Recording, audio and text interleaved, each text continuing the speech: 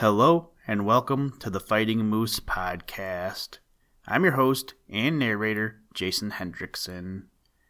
This is a podcast where I retell stories, some fictional and some historical, that can be enjoyed by people of all ages.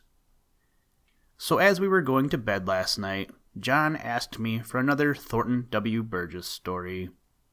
I asked him if he had any animal friend in mind, to which he replied that he wanted a Buster Bear story, but if I already did all the ones available, he wanted one about a heron.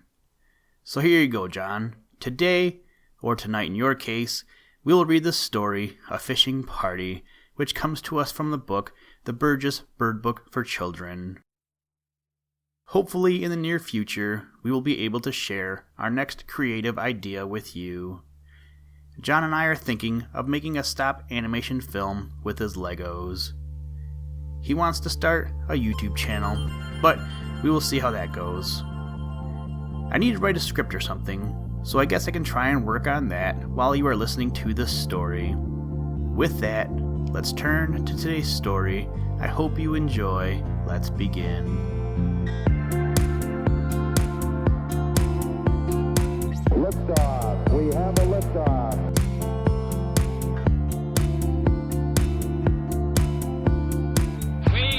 To go to the moon in this decade and do the other things, not because they are easy, but because they are hard.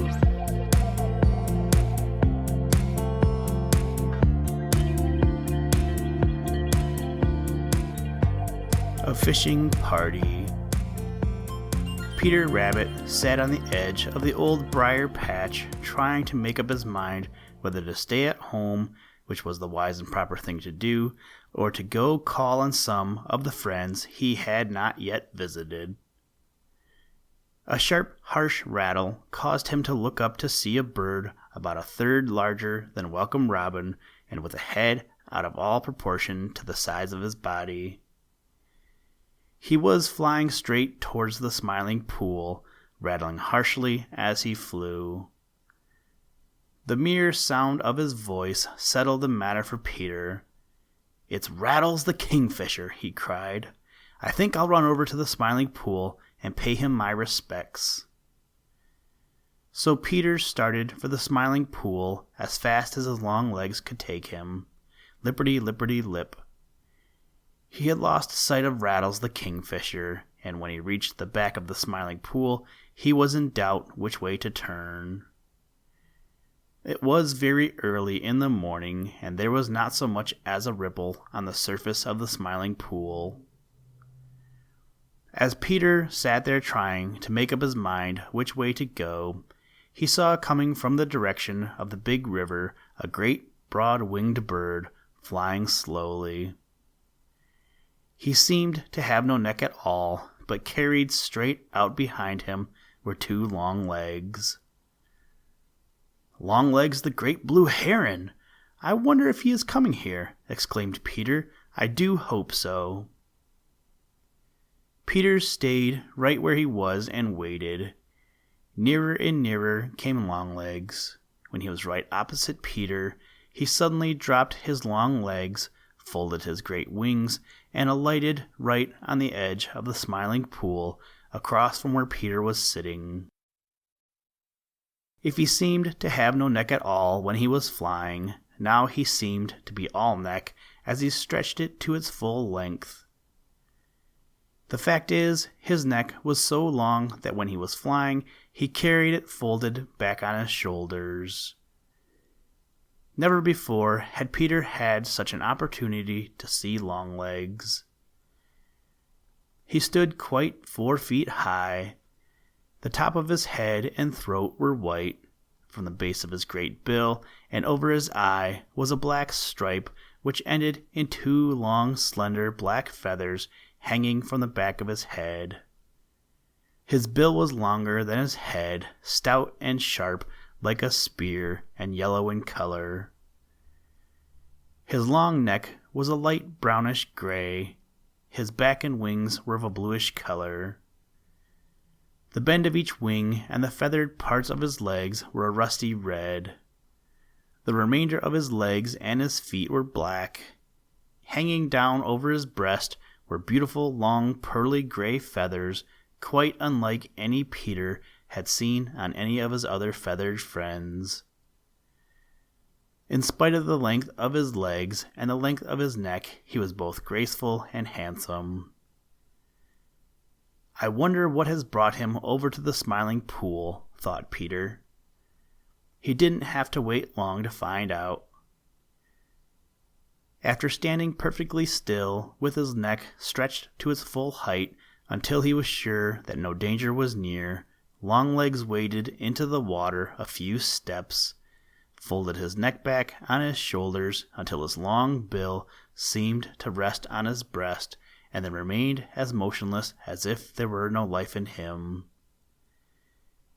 Peter also sat perfectly still. By and by, he began to wonder if Longlegs had gone to sleep. His own patience was reaching an end, and he was just about to go in search of Rattles the Kingfisher, when like a flash, the dagger-like bill of Longlegs shot out and down into the water. When he withdrew it, Peter saw that Longlegs had caught a little fish, which he at once proceeded to swallow head first.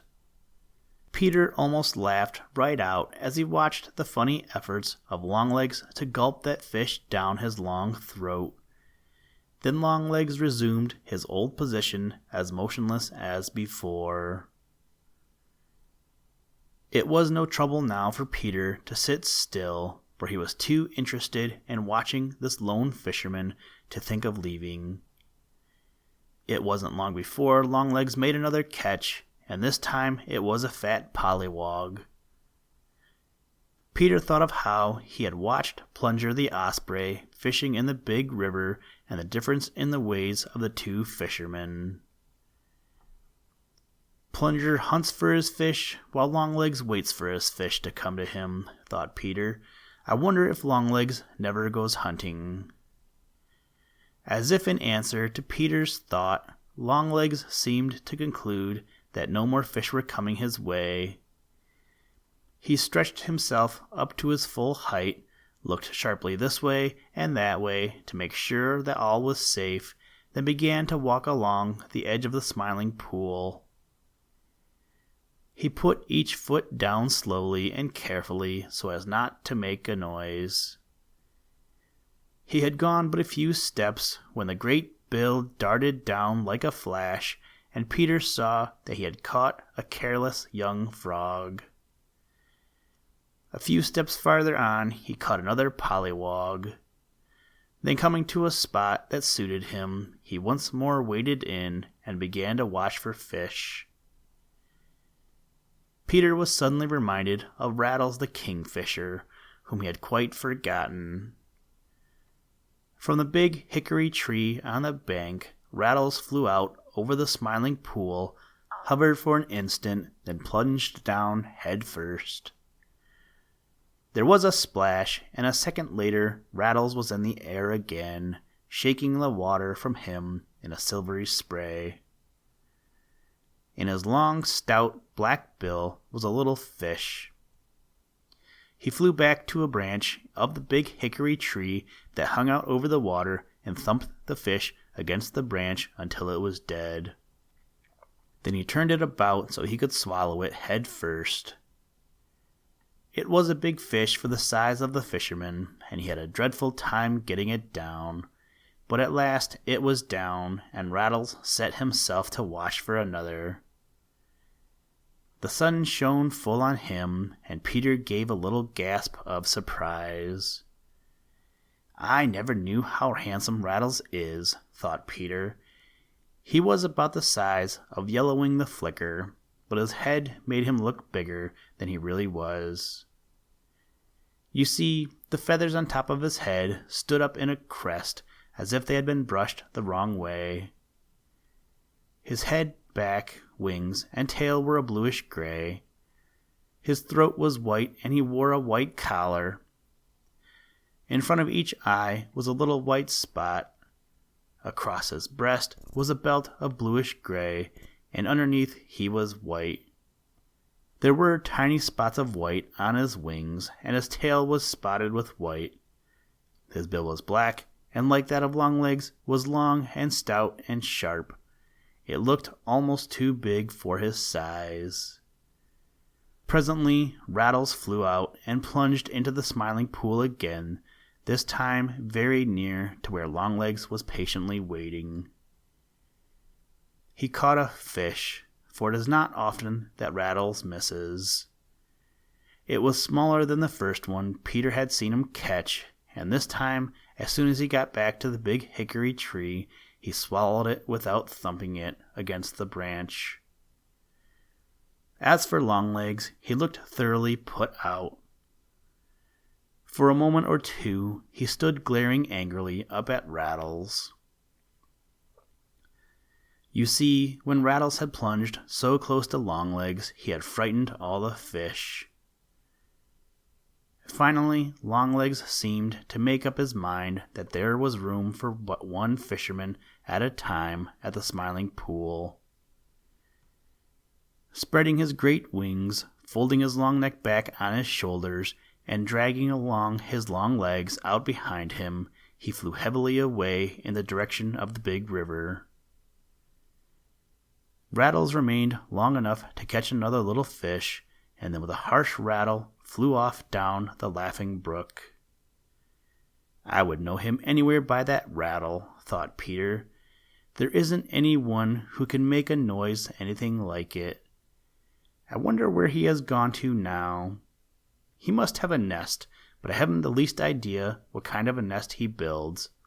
Hello, there's Grandfather Frog over on his green lily pad. Perhaps he can tell me. So Peter hopped along until he was near enough to talk to Grandfather Frog. What kind of a nest does Rattles the Kingfisher build? Repeated Grandfather Frog. Chug-a-rum, Peter Rabbit. I thought everybody knew that Rattles doesn't build a nest. At least I wouldn't call it a nest. He lives in a hole in the ground. What? Cried Peter, and looked as if he couldn't believe his own ears. Grandfather Frog grinned, and his goggly eyes twinkled. Yes, said he, Rattles lives in a hole in the ground. But what kind of a hole? Stammered Peter. Just plain hole, retorted Grandfather Frog, grinning more broadly than ever. Then, seeing how perplexed and puzzled Peter looked, he went on to explain. He usually picks out a high, gravelly bank close to the water and digs a hole straight in, just a little way from the top. He makes it just big enough for himself and Mrs. Rattles to go in and out of comfortably, and he digs it straight in for several feet. I'm told that at the end of it he makes a sort of bedroom, because he usually has a good-sized family. Do you mean to say that he digs it himself? Asked Peter. Grandfather Frog nodded. If he doesn't, Mrs. Kingfisher does, he replied. Those big bills of theirs are picks as well as fish spears. They loosen the sand with those and scoop it out with their feet. I've never seen the inside of their home myself, but I'm told that their bedroom is lined with fish bones. Perhaps you may call that a nest, but I don't. I'm going straight down the Laughing Brook to look for that hole, declared Peter, and left in such a hurry that he forgot to be polite enough to say thank you to Grandfather Frog.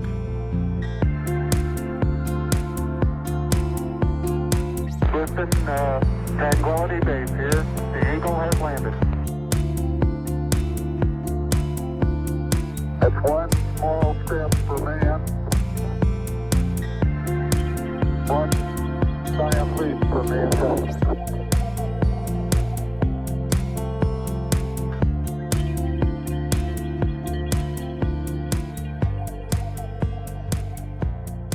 Thank you for listening to this episode of the Fighting Moose Podcast. Please join us next time as we read another exciting story. Today's music was provided by the artist Analog by Nature, and the audio clips were provided from NASA. For more information to download and or listen to audio or materials from all our recordings, or to contact us, please visit www.thefightingmoose.com, or you can follow the links in the show notes. If you enjoy the podcast, please leave us a review wherever you get your podcast or on iTunes and tell a friend. Thank you for your patronage, and as always, try and do a random act of kindness every day. Mission complete, Houston. After serving the world for over 30 years, the space shuttle's earned its place in history and it's come to a final stop.